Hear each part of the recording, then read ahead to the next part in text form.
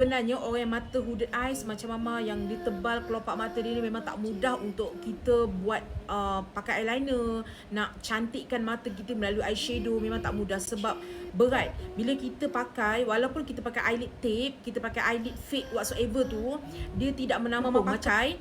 Dia macam ada bila Mama macam ni. Bila Mama buat balik biasa, dia hilang. Tapi saya tak sanggup untuk nampak ni. Nampak penat, nampak mengantuk, nampak tidak berenergi. Saya tak nak nampak ni. Saya nak nampak yang ni. Okay, kita teruskan. Okay, banyak ke sikit ke yang penting eyeliner korang mesti kena super stay, waterproof.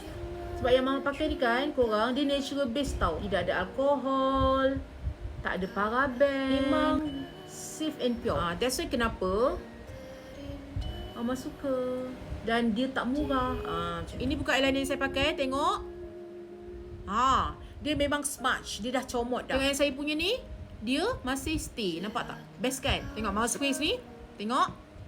Dia masih tidak bergerak. Best kan? Bersyukurlah selalu